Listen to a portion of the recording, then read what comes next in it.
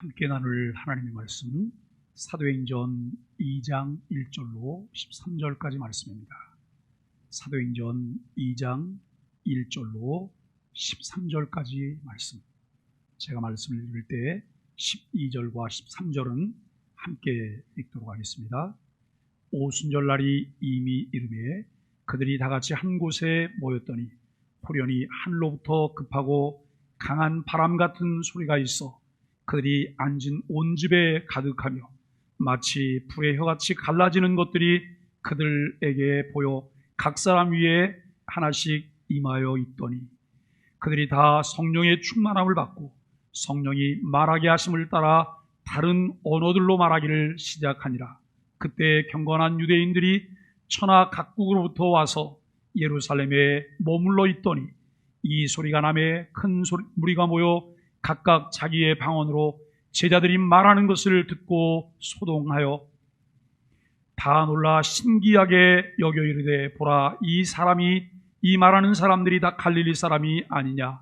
우리 각 사람이 난 곳 방언으로 듣게 되는 것이 어찌 됨이냐? 우리는 바데인과 메데인과 엘람인과 또 메소보다미아, 유대와 갑바도기아, 본도와 아시아, 부르기아와 밤빌리아, 애국가 및 구레네에 가까운 리비아, 여러 지방에 사는 사람들과 로마로부터 온 나그네 곧 유대인들과 유대교에 들어온 사람들과 그레데인들과 아라비아인들이라. 우리가 다 우리의 각 언어로 하나님의 큰 일을 말함을 듣는도다 하고 다 놀라며 당황하여 서로 이르되 이 어찌된 일이냐 하며 또 어떤 이들이 조롱하여 이르되 그들이 세술에 취하였다 하더라. 아멘. 이 시간에 우리 에일의 양상을 하나님 앞에 찬양드리겠습니다.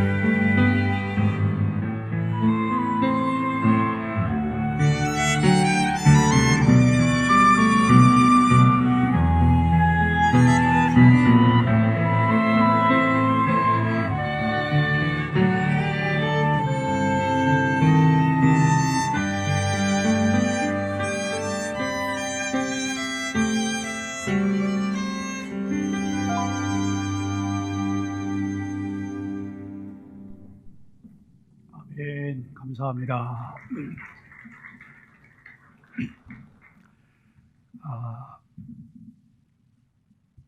6월달이 됐습니다. 왜 이렇게 시간이 빨리 지나는지 모르겠어요. 어제는 우리 교회 어르신 중에 한 분이신 요즘 목사님 어머니 최연순 권사님이 요양원으로 가셨어요. 어르신들이 한 분 한 분 요양원으로 가시기도 하시고 또 하나님 나라로 이사도 가시고 이런 모습을 보면서 마음 가운데 참 많은 생각이 듭니다. 함께 예배할 수 있을 때 우리가 한 번 더 그분을 좀 바라볼 수 있으면 좋겠고 또 귀히 여기고 사랑하고 축복하고 위해서 기도하시면 좋겠다라고 하는 생각을 갖게 됩니다. 우리가 늘 함께 서로 이제 돌아볼 수 있는 은혜가 있기를 간절히 바랍니다. 오늘 우리는 사도행전 2장 1절로 13절까지 말씀을 통해서 성령의 강림이라고 하는 주제로 함께 말씀을 나누려고 합니다. 지난 주일은 성령의 약속, 또 6월달 계속해서 우리가 성령 시리즈로 말씀을 나누게 될 텐데 큰 은혜가 우리 가운데 있기를 간절히 바랍니다. 예수님의 공생의 사역에 제자로 부름받아 예수님을 따르던 제자들에게 생각하지 않았던 근심거리가 생겼습니다. 예수님께서는 이 땅에 오신 목적을 이루시기 위해서 언제나 보내신 하나님 아버지의 뜻을 따라 사셨습니다. 온 인류를 구원하기 위해 메시아를 약속해 주셨고 수많은 사람들이 메시아를 기다리며 살아왔습니다. 견딜 수 없는 고통과 환난 중에도 메시아에 대한 소망이 그들로 인내하며 견딜 수 있게 하였습니다. 세상의 유혹 중에도 세상의 풍조에 휩쓸리지 않고 경건한 삶을 살아낼 수 있었던 것은 메시아에 대한 약속과 소망 때문이었습니다.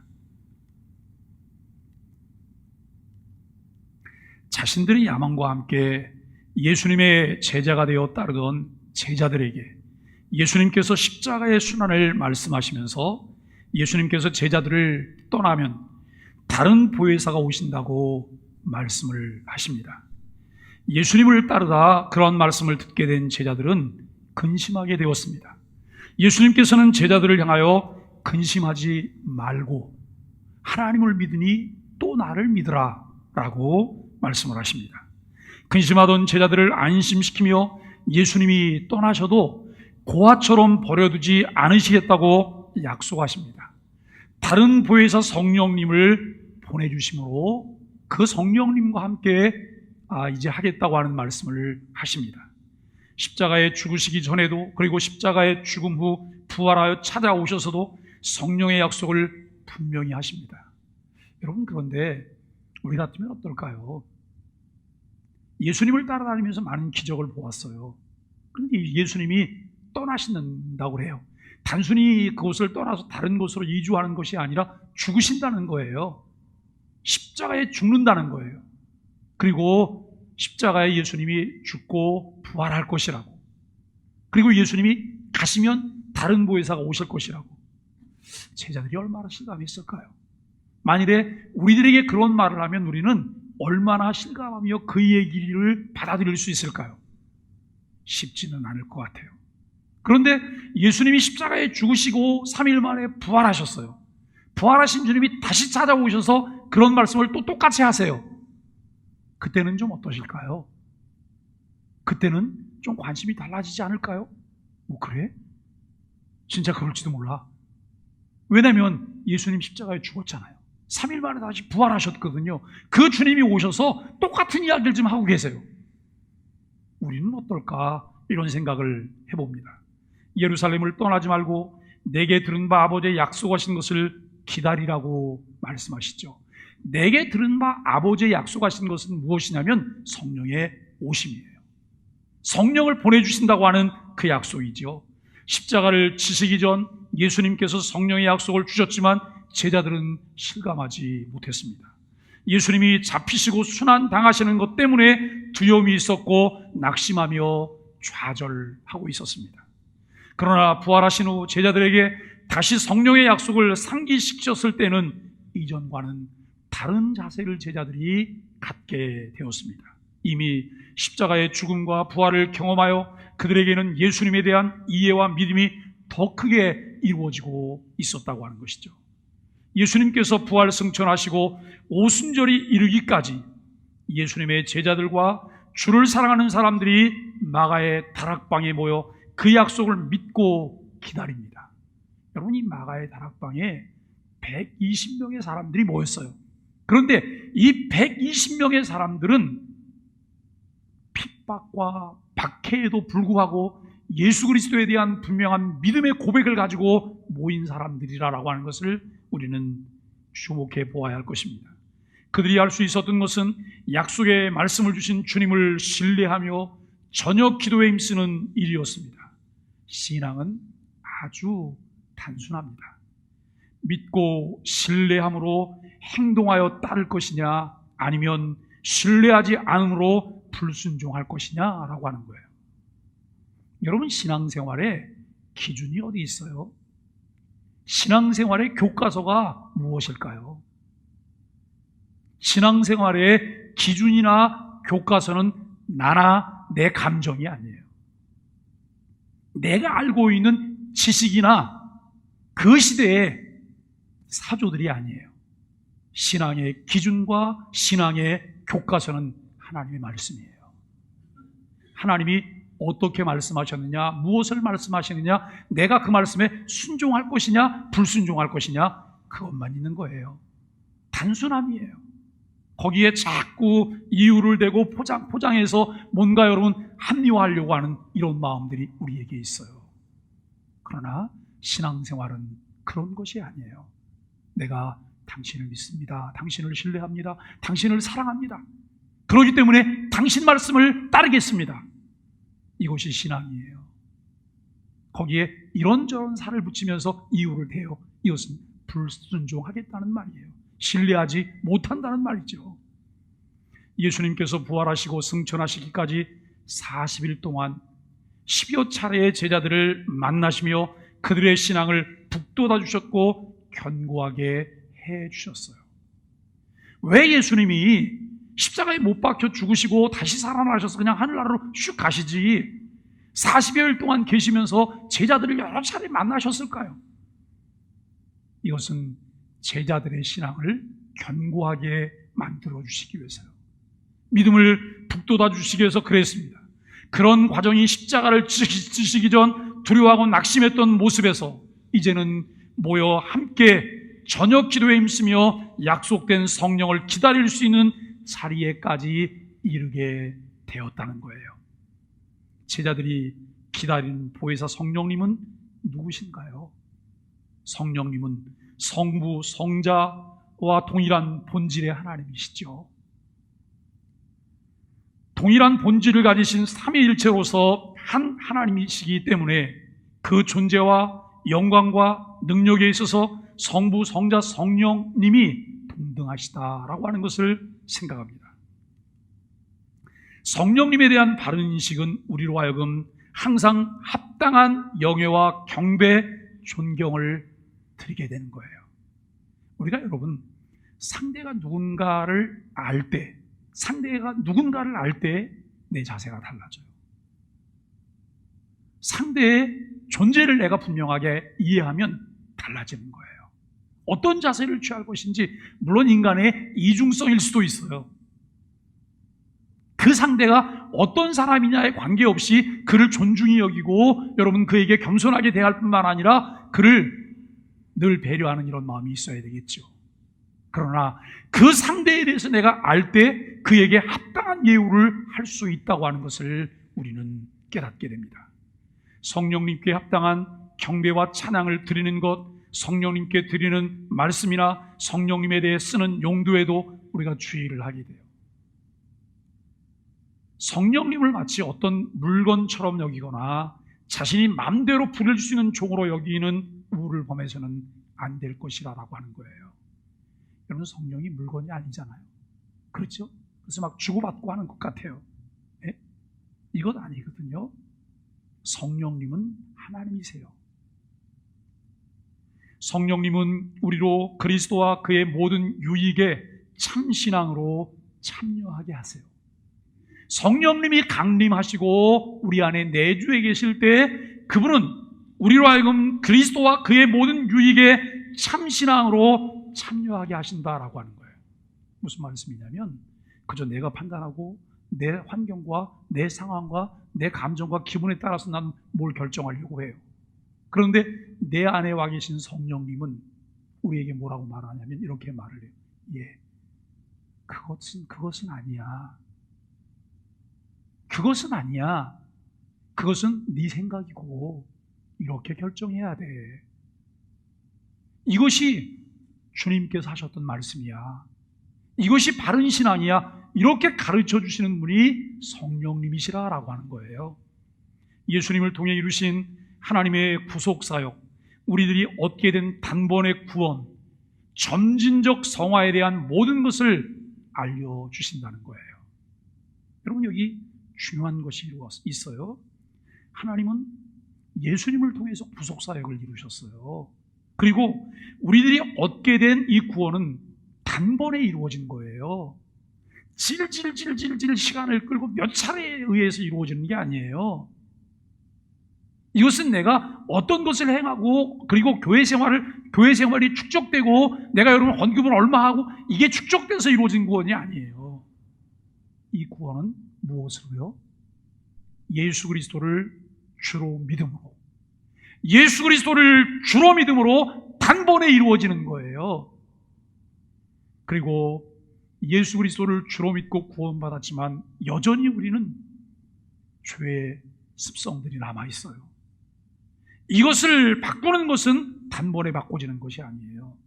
점진적으로 성령님에 의해서 성화가 되는 거예요. 매일매일 내가 경건에 이르는 연습을 통해서 그와 같은 것들이 우리에게 주어진다는 것이죠. 성령님께서 그리스도의 모든 것을 알려주시고 그리스도의 영광을 나타내십니다. 성령님은 그리스도가 하신 모든 말씀들이 생각나게 하시고 모든 것을 가르치시며 우리를 모든 진리 가운데로 인도하십니다. 여러분 그렇게 믿으십니까? 성령님은 교회에 대해서 이렇게 1차적으로 일하십니다. 사도들을 영감하시고 그들에게 계시를 기록하게 하셨습니다. 그러나 개인적으로 중요한 것은 우리가 성령님을 통해 거듭나야만 이 모든 것이 가능하다라고 하는 것을 깨닫게 됩니다. 그리스도의 부활, 생명의 거듭남이기 때문에 결국 그리스도의 십자가의 죽으심과 부활에 근거하여 일어납니다. 예수님께서 구속사적 사역이 다 이루어지고 나서 성령님의 새 언약적 사역이 시작이 되어집니다.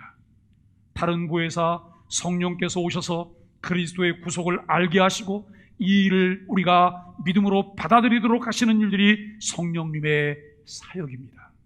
그래서 여러분 교회만 왔다 갔다 하면서 사람 만나는 기쁨밖에 없어요. 교회를 왔다 갔다 하면서 좋은 사람 만나면 그날 기분 좋은 거고 기분 나쁜 사람 만나면 그날 기분이 더러운 거예요. 그런데 이것이 신앙생활의 전부가 아니에요.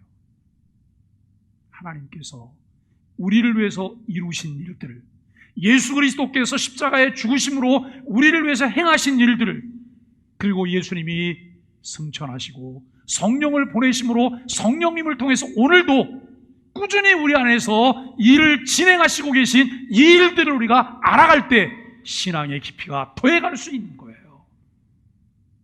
지금까지 내가 매여있던, 교회 생활하면서 사람들이 그런 말을 해요. 무슨 일 말했으면 시험에 든다고 그래요. 요만한 돌만 있어도 거기에 걸려서 넘어지는 거예요. 그런데 여러분, 한 살 때 이제 걸음마를 아장아장 하다가 뭐가 있어 거기서 걸려서 넘어졌는데 이 아이가 5살 먹어서도 거기에 걸려서 넘어진다고 생각해 보세요. 부모가 뭐라고 생각했어요? 얘는 왜 이래? 여러분, 한 살 때는 고개 걸려서 넘어졌는데 넘어졌더니 부모님들이 박수치면서 좋아해요. 왜냐하면 우리 아이가 이제 서기도 하고 걷기도 하고 걸려 넘어지기도 한다는 거예요. 사람이 돼간다는 거예요. 그런데 5살 때는 좋아하시지 않아요. 걱정을 해요. 10살이 됐는데도 거기에 또 걸려서 넘어지는 거예요. 20살이 됐는데도 또 걸려서 넘어지는 거예요. 이것은 부모의 고통거리인 거예요. 우리 신앙생활은 어떠신가요? 몇십 년 신앙생활을 했는데도 여전히 사람 때문에 내가 시험에 든다고 한다면 내 신앙의 토대는 무엇일까요? 내 신앙의 토대는 무엇일까요? 우리가 오랜 시간 신앙생활을 했는데 여전히 나 중심의 신앙생활을 한다고 한다면 다른 건 없어요. 내 안에 주님 부재예요. 내 안에 하나님의 말씀이 없는 거예요. 이것 외에는 다른 대답을 내놓을 수가 없는 것이죠. 성령님은 우리 안에 주어져 영원히 내주하십니다. 그리스도인인 우리의 삶은 성령님 안에 있으며 성령님의 지배를 받아 살아가는 삶입니다. 성령님께서 우리 안에 거처를 정하시고 우리와 함께 사시는데 이것을 우리는 성령의 내주라고 말을 해요. 예수님께서 대제사장적인 기도를 하실 때 성부, 성자의 친밀함을 표현하시며 아버지께서 내 안에, 내가 아버지 안에 있는 것 같이 우리가 서로 하나 된 것 같이라고 기도하세요. 성령님이 우리 안에 계시고 우리가 성령님 안에 있는 이 신비한 연합에 대한 이해가 있을 때 우리는 언제 어디서나 친밀한 교제가 가능하세요. 여러분 어떠세요? 성령님이 어디 계세요? 이 안에 계세요? 내 안에 계신가요? 우리는 성령님 안에 계신가요? 이 대답을 잘 못하는 이유가 무엇일까요? 확신이 없는 거예요. 확신이 없는 이유는 안 믿어둬서가 아니에요. 잘 몰라서 대답을 확실하게 할 수 없는 거예요.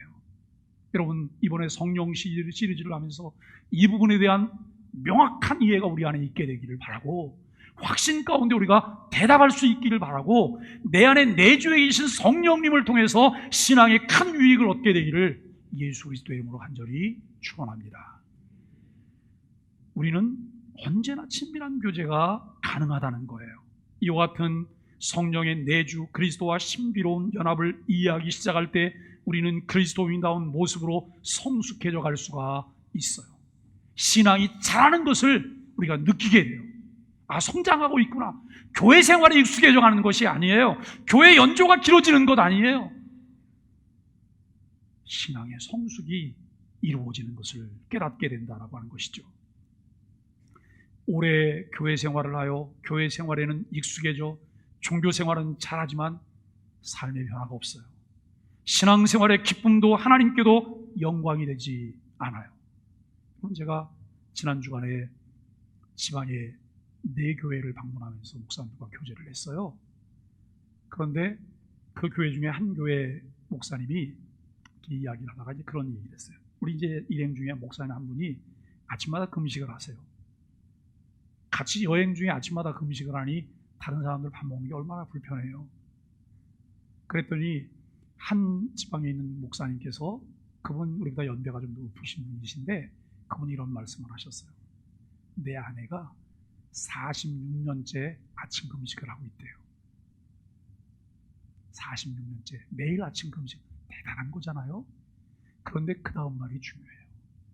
그런데 46년을 지켜봤는데 아침 금식한다고 사람의 성품이 바뀌거나 몸매가 달라지거나 신앙이 향상되거나 그런 것 같이 않아 보인다라고 하는 거예요. 우리가 여러분 이런 것이 너무 종교적이 되지 않았으면 좋겠어요. 이런 것들이 너무 종교적이지 않았으면 좋겠어요. 하나님께서 우리에게 매일 하라고 명하신 것과 하면 신앙적인 유익을 얻게 되는 것과는 우리가 좀 구분해야 되잖아요. 왜 46년간 아침을 금식을 매일 해야 되는 거죠? 도대체 누가 원하는 거죠? 누구를 위한 금식인 거죠? 우리가 이 고민을 좀 해야 돼요. 이게 내 생각인지 내 주장인지 주님께서 내게 말씀하신 것인지 우리는 고민하셔야 돼요. 여러분, 내 안에 내가 가지고 있는 신앙적인 신념들이 있어요. 그 신념들이 주님에게서 온 것인지 아니면 나를 통해서 나온 것인지 우리가 구분하셔야 돼요. 나를 통해 나온 것이면 나도 괴롭고 내 주변 사람들을 괴롭게 해요. 때로는 교회를 힘들게 해요. 열매가 없어요.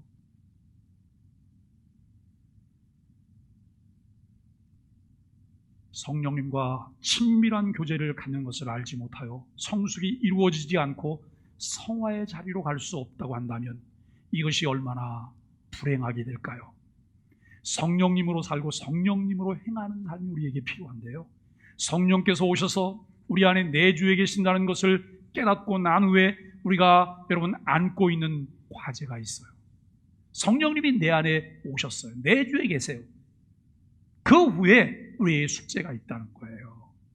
그 숙제가 도대체 뭘까요? 그것은 내주에 계신 성령님을 의지하며 성령으로 행하는 것이고 성령을 쫓아 행하는 삶을 사는 것이죠. 성령으로 인도받는 삶을 말하고 이것을 성령 충만한 삶이라고 말해요. 자, 여러분, 내가 내 삶에 무엇을 결정하려고 해요? 그런데 내 안에 성령님이 지금 내주에 계세요? 내 안에 내주에 계시면서 내 삶을 그분이 지배하고 계세요? 그리고 늘 우리는 그분과 함께 친밀한 교제를 나누면서 뭔가 상의하기를 원하고 그분께서 인도해 주시는 대로 나는 따라가겠다고 말을 해요. 그렇다면 그 순간순간마다 우리는 묻고 있으세요? 아침에 일어나면 성령님 안녕하셨어요? 오늘 제가 이렇게 하려고 하는데 성령님 생각은 어떠세요? 이거 아버지가 기뻐하실까요? 이게 예수님 말씀일까요? 정말 우리가 여러분 그렇게 물어보면서 살고 계신가요? 아니면 그것과 관계없이 그냥 내 의중대로 내 생각대로 무엇을 하고 살아가는 것은 아닐까요? 성령 충만함이라고 하는 것을 말할 때 내 안에 내주에 계신 성령님이 내 마음을 온전히 다 차지하는 이 부분을 말하는 걸까요? 여러분, 그분의 지배하심이 온전히 그분께 다 양도해 드린 거예요. 그분의 온전하심이 내 안에 충만한 것, 이것을 성령 충만함이라고 우리는 말하게 되는 것이죠. 내주에 계신 성령님께 민감하게 그가 가르치시고 인도하시는 대로 성령님의 역사하심에 의존하여 따라가는 인격적인 삶을 말하는 거예요. 성령께서는 우리의 인격을 배제하고 황홀한 상태로 인도하시는 것이 아니라 우리를 창조하신 하나님의 형상이 잘 반영된 삶을 살도록 우리를 인격적으로 인도하시고 가르쳐 주신다는 거예요. 성령께서 우리 안에 내주하시며 인도하시는 삶은 첫째, 성령님의 힘으로 온전하게 구비된 그리스도적인 품성이 잘 드러나는 삶이에요. 내 안에 성령님이 내주에 계세요. 내가 성령으로 충만해요. 그런 그를 통해서 나타나는 것이 뭐냐면 그의 품성, 성품이에요. 그리스도를 닮은 성품이 표출이 되고 있는 거예요. 둘째는 성령님은 하나님 나라 백성으로 그 나라와 그의 의를 위해 살아가게 하세요. 내 욕심을 따라 살게 하는 것이 아니라 하나님의 나라를 위하여, 그분의 의를 위하여, 대의를 위하여 하나님을 사랑하고 이웃 사랑하는 삶을 살아가도록 성령님이 우리를 인도하신다는 거예요. 특히 하나님 나라 건설과 확장을 위해 교회가 참 교회답게 그 사명을 감당하도록 교회의 지체로서 모든 활동을 성령의 능력 안에서 합니다. 교회는 성령님의 능력으로 세워지며 확장되고 그 사명을 이루기 때문입니다. 예수님께서 성육신하시고 십자가의 구속사역을 이루시며 승천하여 하나님 보좌 우편에서 성령님을 보내시고 결국 행하신 구속사역이 완성되도록 하셨습니다. 그 일을 위해서 다른 보혜사 성령의 약속을 주셨고 오늘 본문은 그 약속대로 성령 강림을 말씀하십니다. 여러분, 이 오순절 성령 강림은 구속사역의 완성을 말해요. 구속사역의 열매들이에요. 성령 강림은 부활 후 50일째 되는 날 혹은 6월절로부터 50일째 되는 오순절에 일어났어요. 그래서 오순절 성령 강림 그래요. 오순절 성령 강림. 성령 강림은 예수 그리스도의 구속 사역의 완성입니다. 예수 그리스도의 구속 사역은 십자가와 부활 그리고 성령 강림으로 완성이 되는 하나의 사건이라고 말합니다. 예수님의 십자가의 죽음과 부활은 세상의 죄가를 도말하여 하나님과 화해를 이루는 것인데, 화해의 표는 하나님의 임재예요. 하나님의 임재, 성령께서 강림하시는 것을 말씀하세요. 여러분, 우리가 이 부분을 나누면서 좀 생각할 수 있는 것은, 성령 강림이 이루어지기 위해서 선행돼야 하는 것이 있다라고 말씀을 드렸어요. 그 성령 강림이 여러분 이루어지기 위해서 선행돼야 되는 것이 무엇이냐면, 십자가의 죽으심과 부활, 예수님이 승천하셔서 구속 사역의 승인 후 성령 보내심의 청구라고 하는 거예요. 이것이 선행되어져야 되는 거죠. 그러므로 성령 강림은 그리스도의 속죄 사역의 열매이며 왕관이라고 말할 수 있습니다. 처음 사람 아담을 에덴 동산에 만드실 때 하나님의 형상대로 만드셨고, 그 동산에서 생육하고 번성하며 다스리도록 하셨어요. 에덴 동산의 왕으로 이 아담을 세우신 거예요. 순종할 때 그 동산에서 하나님과의 관계가 유지돼요. 그는 그 지위가 항상 보장되어져요. 그러나 불순종하면 관계가 단절되며 하나님이 함께 하실 수 없어요. 결국 불순종하여 하나님과의 관계가 단절되었고 하나님의 생명에서 떠나 살게 되었다는 거예요. 이것을 우리는 영적 죽음이라 이렇게 말을 해요. 하나님께서는 하나님을 떠나 자기의 욕망대로 육체의 욕심을 따라 살며 죄의 종로로 다는 이들을 구원하기 위해 메시아를 약속해 주시죠. 때가 찼을 때 성자께서 구원자로 이 땅에 오셨어요. 성육신 하셨습니다.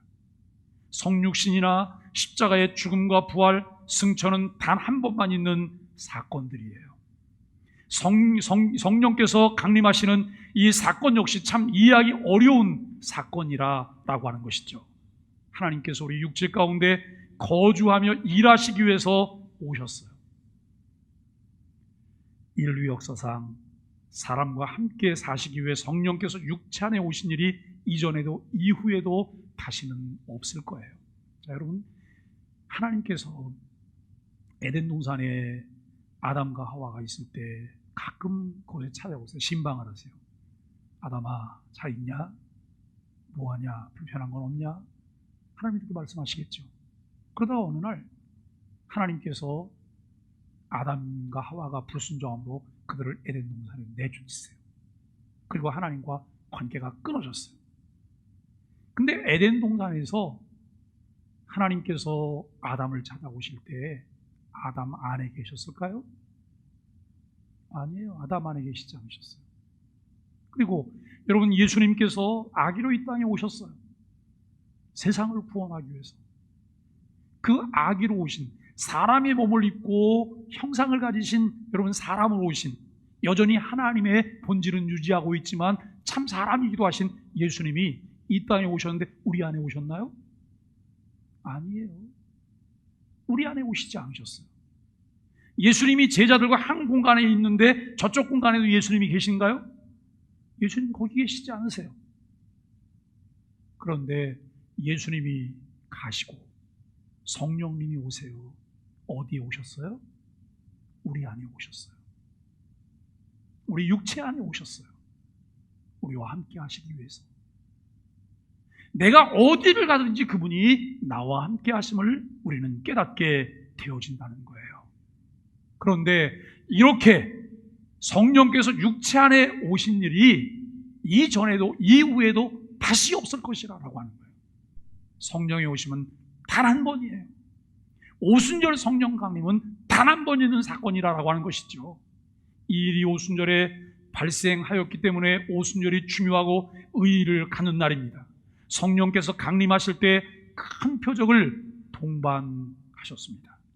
갑자기 하늘로부터 급하고 강한 바람 같은 소리가 있은 후에 120명의 사도들과 제자들이 앉은 집을 가득하게 채우며 불의 같이 갈라져서 사람 위에 임하여 앉아 있습니다. 성령께서 제자들에게 임하셨고 그들을 충만하게 채우셨습니다. 성령 강림은 종말론적이라 이렇게 말을 해요. 종말론적인 사건이다. 여기 종말론적이라고 하는 것은 단회적으로 이루어지는 사건을 말해요. 이전에도 이후에도 없을 단회적인 상징적인 사건이라고 말할 때 종말론적인 사건이라고 하는 말을 사용하기도 해요. 중요한 것은 성령 오심이 반복적이지 않다는 것이고 한 번 오심은 영구적이고 궁극적으로 오심이라는 거예요. 자, 여러분, 우리가 어떤 사람이 예수 그리스도를 믿지 않다 예수 그리스도를 믿게 됐어요. 그 안에 성령님이 임하셨어요. 그 성령님이 오순절 성령 강림처럼 오신 걸까요? 아니에요. 오순절 성령 강림 때 성령님은 이미 오셨어요. 그리고 각 사람에게 이제 임하게 되는 거예요. 그런데 정말 중요한 것은 이거예요. 성령님이 내 안에 임하시면 그분은 영원토록 떠나시지 않는다는 거예요. 그 사실을 믿으세요? 여러분이 성령님이 여러분 안에 계세요? 그러면 그분은 언제든지 떠나지 않고 여러분 안에 계신 거예요. 그런데 우리는 이렇게 생각을 해요. 내가 신앙생활하다 조금 기분이 나빠가고 교회를 안 다니기로 했어요. 성령님 내 안에 안 계실 것 같다고 생각해요. 정말 그럴까요? 아니에요. 성령님은 그럼에도 불구하고 우리 안에 계세요. 우리 안에 계시면서 끊임없이 우리에게 말씀하세요. 성령을 근심하게 하지 마라. 성령을 소멸하지 마라. 끊임없이 말씀하세요. 그런데 내 고집이 그 성령님을 막지요. 성령님의 음성을 듣지 않으려고 해요. 그러나 성령님은 끝까지 우리를 하나님 나라로 견인해 가실 거예요. 그리고 여러분, 그리스도의 속죄 사역이 단번에 이루어지는 이 단회적인 사건이듯이 또 다른 속죄 사역이 없다는 거예요. 예수님이 오시기 전에는 무수히 많은 여러 차례 여러분 제사를 드렸어요. 그때마다 뭐가 죽었어요? 짐승들이 죽었어요. 짐승들이. 이것은 오실 메시아를 예표하는 상징이에요. 그런데 예수님이 오셔서 단번에 십자가에 죽으셨어요. 단회적인 사건이에요. 또다시 그리스도의 속죄 사역이 필요하지 않아요. 단회적인 사건으로 이루어진 사건이라고 하는 거예요. 성령께서 강림하신 이 사건도 반복될 수 없는 단회적 사건이고 오순절에 오신 성령님은 인격으로 오셨습니다. 서로 나눠 가질 물건이나 은사로 오신 것이 아니라는 거예요. 많은 사람들이 성령님에 대한 그릇된 생각을 가지고 있어요. 물건처럼 취급하고 단순히 은사로만 생각을 해요. 요한복음 14장 16절에는 내가 아버지께 구하겠으니 그가 또 다른 보혜사를 너희에게 주사 영원토록 너희와 함께 있게 하시리라 라고 말씀을 하세요. 내가 아버지께 구하겠으니 그가 또 다른 보혜사를 너희에게 주사 영원토록 너희와 함께 있게 하리라. 여기 아버지께 구하겠다고 하는 것은 예수님이 청구하겠다는 거예요. 예수님이 성부 하나님께 성령님을 청구할 수 있는 권세를 가지고 있다는 거예요. 그 권세는 무엇을 통해 이루어졌을까요? 성육신하시고 십자가에 죽으시고 부활하시고 승천하심으로 부속사역을 통해서 이것을 이루신 이 일을 통해서 갖게 된 권세예요. 그리고 다른 보혜사를 우리에게 주실 것인데 그는 영원토록 임시 거주가 아니라 영원토록 거주하실 거라는 거예요. 저는 이 부분을 이렇게 설명을 해요. 양쪽 손을 잡으면 든든하지요. 이건 제 손이에요. 내 안에 오신 성령님은 한 번도 이 손을 놓은 적이 없으세요. 언제나 붙잡고 계세요. 근데 저는 수시로 놨다 붙잡았다 놨다 붙잡았다 그래요. 왜요? 변덕이 죽을 듯해서요. 기분 좋으면 성령님은 내 편인 것 같고 기분 나쁘면 성령님도 필요 없고 그래서 손을 놔요. 슬그머니 필요 없다고 밀어내요. 그리고 여러분 좀 더 어려우면 성령님 붙잡아요. 너무 기분 좋은 일, 막 잘 나가는 일이 생겨요. 그러면 성령님이 있는 게 불편해요. 성령님 좀 뒤로 가세요. 안 보이는데 좀 계세요. 내 맘대로 하고 싶어요. 근데 그때도 성령님은 한 번도 제 손을 놓지 않고 붙잡고 계세요. 여러분, 그때는 너무 거추장스럽고 불편하잖아요. 좀 안 계시면 좀 마음 편하게 마음대로 죄도 짓고 살 텐데, 그러다가 어느 날 정말 죽을 지경이 됐어요. 그때 슬그머니 성령님 어디 계세요? 그러면서 이렇게 찾아가는데 미안해가 어쩔 줄 모르는데 성령님은 아무 일도 없었다는 듯이 늘 그 자리에서 나를 여러분 반겨 맞아주세요. 그 사실을 믿으세요? 이것이 신앙입니다, 여러분. 이것을 믿게 되는 것을 여러분 신앙이라 그래요. 그리고 매 순간마다 우리가 그분을 인식하며 사는 것이 신앙인의 삶이에요. 우리가 누가 볼 때는 뭘 좀 잘하고 안 볼 때는 내 마음대로 하고, 이거는 누가 없는 거예요? 내 안에 계신 성령님의 부재인 거예요. 성령님이 부재가 아니라 성령님에 대한 인식의 부재인 거예요. 그때 내 안에 계신 성령님은 말할 수 없는 탄식을 하세요. 나를 위해 기도하시고 근심하세요. 예, 어쩌면 좋냐? 언제까지 기다리랴? 주님은 기다리시며 우리에게 말씀하십니다. 오순절에 오신 성령님은 교회와 함께 그곳에서 아버지의 약속하신 성령의 오심을 기다리는 모든 120명의 문도들에게 임하셨습니다. 교회와 함께 하시고 각 믿는 성도들과 함께 하셨습니다. 한 번 임하신 성령님은 영원토록 우리 안에 거주하십니다. 예수 그리스도를 주로 믿고 고백하는 모든 백성들에게 성령님은 내주에 계십니다. 오순절에 임하신 성령 강림은 다시 반복되지 않습니다. 개개인들이 예수 그리스도를 주로 믿고 고백할 때 그 안에 여러분 거처를 정하시죠. 성령께서는 임하실 때 새 생명의 역사가 일어나며 거룩한 백성으로 살아가도록 우리를 인도하세요. 성령께서 임하실 때 강하고 강한 바람 같은 소리를 내고 오셨는데 성령의 주권성과 능력을 표시하는 것이라 할 수 있습니다. 성령의 주권성은 사람들에 의해 제어되지 않음을 의미합니다. 성령님은 사람들에 의해 임의로 제어되고 통제되지 않으시는 주권적인 하나님이십니다. 사람들이 좌지우지하거나 하시는 분이 아니라는 거예요. 여러분, 신앙생활에 슬럼프가 올 때, 신앙생활에 시험에 빠질 때, 내가 신앙생활하다 걸려 넘어질 때 그 상황을 잘 들여다보세요. 그때 꼭 나타나는 게 이거예요. 내 생각은이에요. 내 생각은, 나는. 그게 아니고 주님은, 성령님은, 성령님의 의중은, 주님의 가르치심은, 내가 여기에 주목하고 집중하고 있을 때에는 걸려 넘어지지 않아요. 시험 들지 않아요. 그런데 나는, 내 생각은이에요.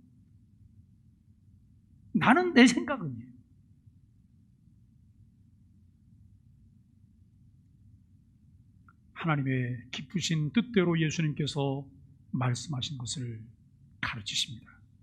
고린도전서 12장 7절로 12절에는 다양한 은사들을 소개하고 있습니다. 이 모든 은사는 같은 한 성령께서 행하사 그 뜻대로 각 사람들에게 나눠주신다라고 말씀하세요. 성령님은 주권적이고 인격적이신 하나님이셔서 그의 기쁘신 뜻대로 역사하세요. 성령 받음에 다른 조건이 필요할까요? 여러분, 열심히 금식 기도하고 철야 기도하고 막 새벽 기도하고 그러면 성령님이 내 안에 오실까요? 그럴까요? 이 말 오해 없이 들으셔야 돼요.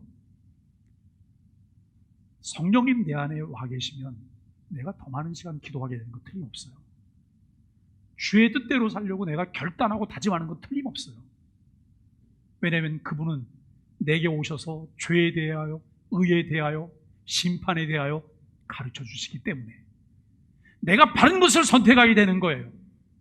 그런데 꽤 많은 사람들이 내가 기도했더니 성령이 내게 임했다는 거예요.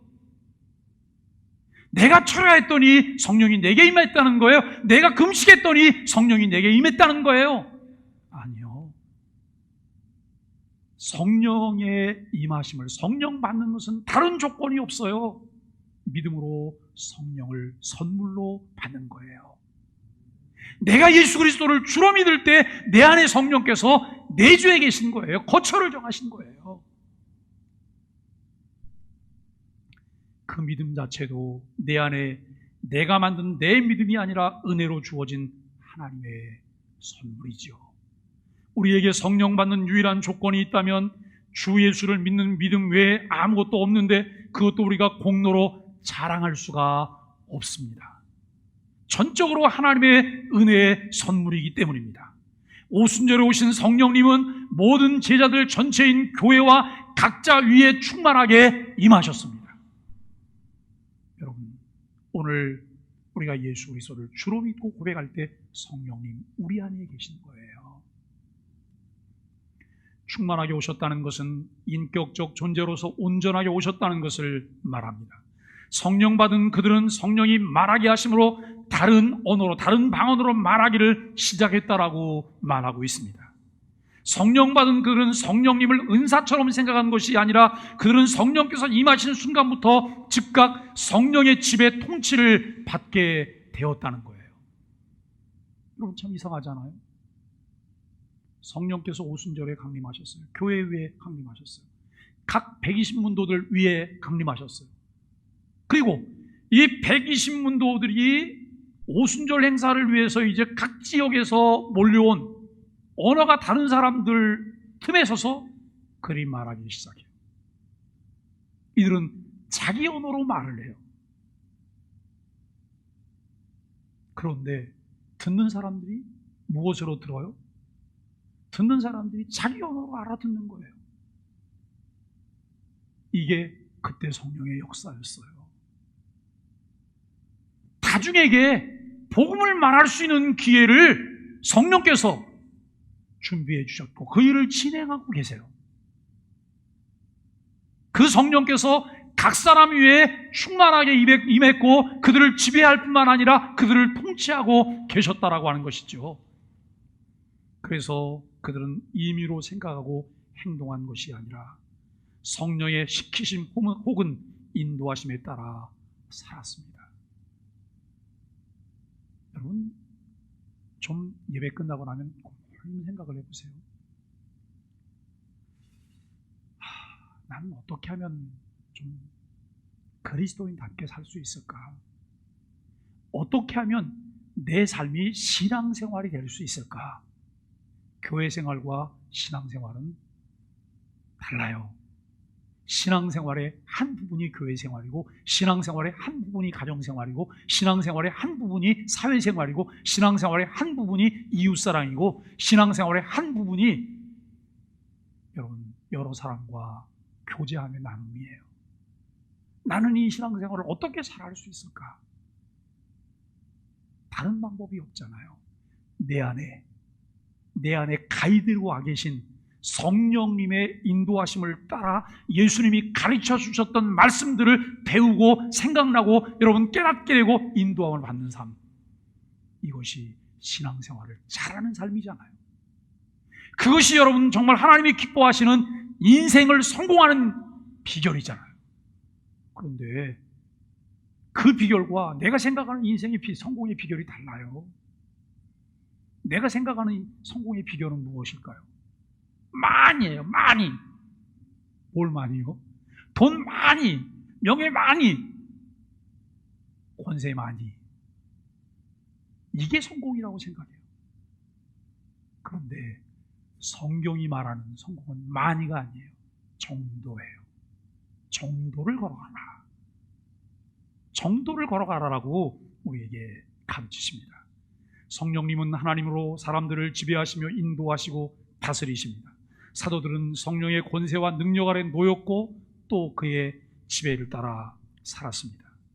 이렇게 성령의 지배를 따라 온전히 순종하며 사는 삶을 성령 충만이라고 우리는 말을 해요. 그렇게 사는 것이 성령으로 행하는 삶이고 그리스도인의 삶이에요. 아니, 열심히 여러분 교회 가서 소리를 지르면서 막 열심히 기도하고 은혜 받아가고 은혜 충만해서 나와요. 그러다가 왜 남의 오이밭에 오이는 따가지고 가요?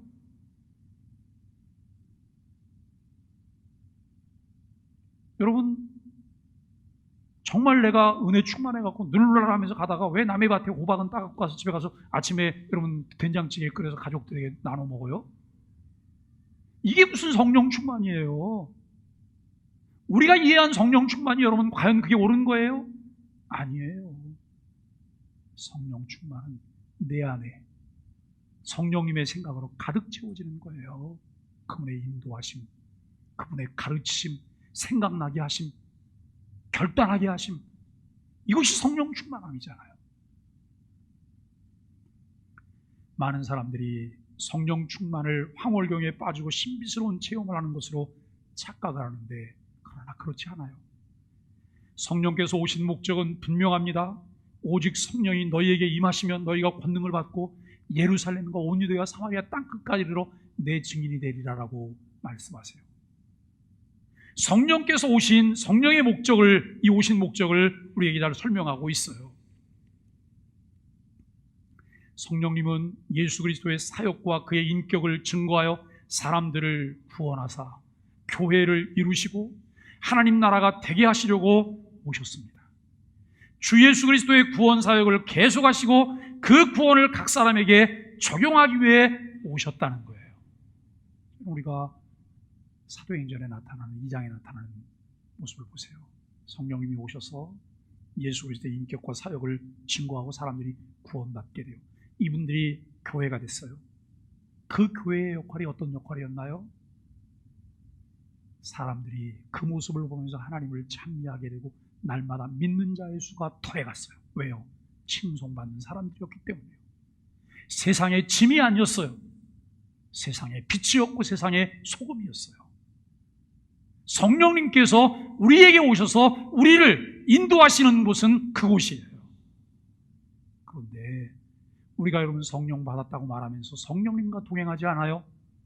우리 마음대로 살아요. 그래서 교회가 세상의 빛과 소금이 아니라 세상의 짐덩어리가 됐고 세상의 야유거리가 돼요.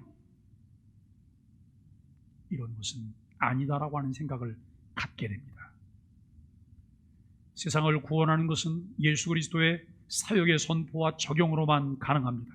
성령께서 함께 하시고 역사하시는 곳에 언제나 예수 그리스도의 구원 사역이 선포되어집니다.